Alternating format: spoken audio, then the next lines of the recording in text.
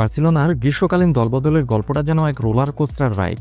Nico Williams এবং Luis দিয়াজের মতো তারকাদের পাওয়ার স্বপ্ন যখন তাদের নাগালের বাইরে চলে গেল, তখন কাতালান ক্লাবটি তাদের দৃষ্টি ঘুরিয়ে নিয়েছে ইংল্যান্ডের দিকে, ম্যানচেস্টার ইউনাইটেডের ঘরের ছেলে মার্কাস রাশফোর্ডের দিকে। রাশফোর্ডই এখন বার্সেলোনার আক্রমণ ভাগের প্রধান লক্ষ্য।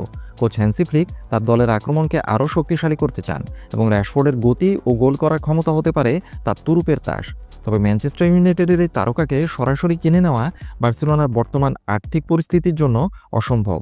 তাই পর্দার আড়ালে একটি লোনে চুক্তি করার সম্ভাবনা নিয়ে মূলত আলোচনা হচ্ছে। কিন্তু ফুটবল বিশ্ব বড়ই অনিশ্চিত।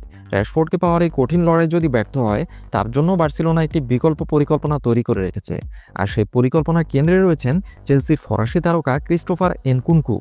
জার্মান সাংবাদিক ফ্লোরিয়ান প্লেটেনবার্গের মতে, রাশফোর্ডের পাশাপাশি এনকুনকুই হলেন বার্সেলোনার অন্যতম লক্ষ্য। লাইপজিগের সাবেক এই খেলোয়াড় গত 2 বছর ধরে চেলসির হয়ে খেলছেন। প্রিমিয়ার লিগে তিনি হয়তো এখনও নিজের সেরাটা পুরোপুরি মেলে ধরতে পারেননি, তবে তার প্রতিভা নিয়ে কোনো সন্দেহ নেই। আর এই প্রতিভাকে কাজে লাগাতে চায় বার্সেলোনা। ক্রিস্টোফার এনকুনকু হতে পারেন হ্যান্সি ফ্লিকের সিস্টেমের জন্য একদম সঠিক একজন খেলোয়াড়। তার সবচেয়ে বড় শক্তি হলো তার বহুমুখী প্রতিভা। তিনি আক্রমণ ভাগের যে কোনো পজিশনে খেলতে পারেন, এমনকি প্রয়োজনে ফলস নাইন হিসেবেও তাকে খেলানো যেতে পারে। রবার্ট লেভানডোভস্কির বয়স যত বাড়ছে, ততই বার্সেলোনার জন্য এই ধরনের একজন খেলোয়াড়ের প্রয়োজন বাড়ছে। তবে ক্রিস্টোফার এনকুনকুকে পাওয়াও সহজ হবে না। চেলসি 2023 সালে তাকে 60 মিলিয়ন ইউরো খরচ করে কিনেছিল, তাই ইংলিশ ক্লাবটি চাইবে তাদের বিনিয়োগের বড় একটি অংশ ফেরত পেতে। এই পরিস্থিতিতে বার্সেলোনার জন্য তাকে সরাসরি কিনে নেওয়া কঠিন, তাই আপাতত একটি লোন চুক্তির কথাই ভাবা হচ্ছে।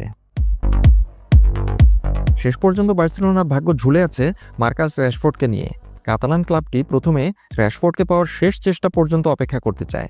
যদি সেই দরজা বন্ধ হয়ে যায়, তবেই তারা ক্রিস্টোফার এনকুনকুকে পাওয়ার জন্য ঝাঁপিয়ে পড়বে। দলবদলের এই দাবার চালে শেষ পর্যন্ত কে জেতে তা দেখার জন্যই এখন অপেক্ষা।